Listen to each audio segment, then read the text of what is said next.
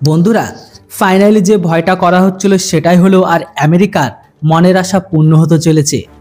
কেননা বন্ধুরা, গতকালকের ভিডিওতে আমি আপনাদের জানিয়েছিলাম যে হুতিদের 10 জনকে মেরে দিয়েছে আমেরিকার সেনাবাহিনী, এর সাথে সাথে তাদের স্পিডবোটকে, মানে যেগুলোতে করে সেই জাহাজের উপর আক্রমণ করতে আসছিল। মাত্র 10 সেকেন্ডের মধ্যে 3টি জাহাজকে সম্পূর্ণ উড়িয়ে দিয়ে জলের মধ্যে হুতিদের কবর দিয়ে দেয়। যেটাই হোক, এই মুহূর্তে আমেরিকার একটাই ছুতো খুঁজছে যে যেন তেন প্রকারে এতে যেন ইরান ইনভলভ হয়। আর ঠিক এটা এখন হয়ে গেল। কেননা বন্ধুরা, আপনাদের জানিয়েছিলাম যে হুতিকে মারার পিছনেই আমেরিকা সরাসরি যুক্ত হতে চাইছে না। কেননা হুতির উপর যদি কোনো আক্রমণ করে বা হুতিদের উপর যদি কাউন্টার অ্যাটাক শুরু করে আক্রমণ, তাহলে আমেরিকার উপর নানান আরব দেশ থেকে শুরু করে অন্যান্য দেশগুলোর উপর থেকে চাপ আসতে পারে। কেননা আপনারা জানেন হুতিরা প্রথম থেকেই আমেরিকার শত্রু। তার উপর যদি আগেভাগে অ্যাকশন নেয় তাহলে পরিস্থিতিটা অন্যদিকে যেতে পারে। তাই এই মুহূর্তে অপেক্ষা করছিল বা একটা ছুতো খুঁজছিল আমেরিকা, আর যেটা ভেবেছিল সেটাই করে ফেলল ইরান। এই মুহূর্তে ইরান লোহিত সাগরে তাদের যুদ্ধজাহাজকে পাঠিয়ে দিল হুতিদের রক্ষা করার জন্য। হ্যাঁ বন্ধুরা, আর এই ইরানের একটি ছোট্ট ভুলে, ইরানের শত্রু দেশ হোক বা ইরানের বন্ধু দেশ, এই একটি ভুলের জন্য কোনো দেশই কিন্তু ইরানকে আর সমর্থন করবে না। কেননা বন্ধুরা, সোমবার ইরানের যুদ্ধজাহাজ আলবর্স লোহিত সাগরে প্রবেশ করেছে।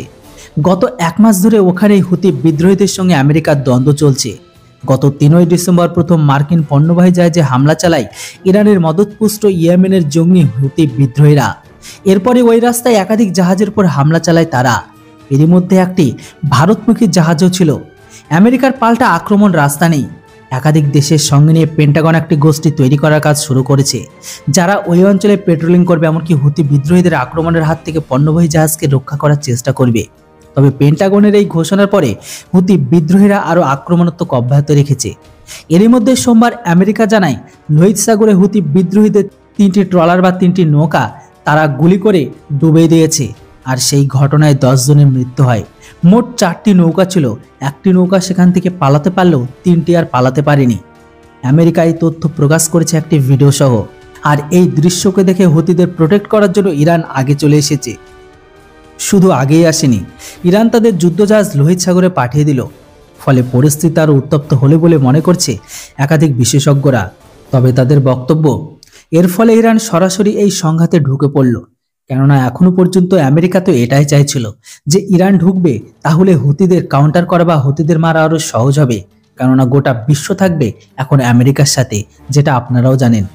বস্তুত যুক্তরাজ্য সাম্প্রতিক সময়ে জানিয়েছিল তারা হুতি বিদ্রোহীদের হামলার বিরুদ্ধে ডিরেক্ট অ্যাকশনে নামবে, কারণ এর ফলে কোনো পণ্যবাহী জাহাজ সুয়েজ খালের রাস্তা দিয়ে যেতে চাইছে না। আফ্রিকা ঘুরে কেপ অফ গুড হোপ হয়ে তারা যাতায়াত করছে। এর ফলে খরচ তো কয়েক গুণ বেড়েই গেছে, পণ্য পরিবহন সময় লাগছে অনেক বেশি। তো বন্ধুরা, ফাইনালি আমেরিকা মনে মনে যেটাই চেয়েছিল সেই রাস্তাটারও পরিষ্কার করে দিল ইরান। আপনারা এই কয়েক সপ্তাহের মধ্যে হুতিদের এরকম অ্যাটাক বা হুতিদের ওপরে পাঠানো আরও অনেক খবর পাবেন। কথাটা মিলিয়ে নেবেন। ইরান যে তাদের এই মুহূর্তে হুতি জঙ্গিদের রক্ষা করার জন্য যে যুদ্ধজাহাজ পাঠিয়ে দিল, এই মুহূর্তে কি পাঠিয়ে ঠিক করেছে? এই বিষয়ে অবশ্যই আপনাদের মতামত কমেন্ট বক্সে লিখে জানান। Thanks for watching. জয় হিন্দ, বন্দে মাতরম।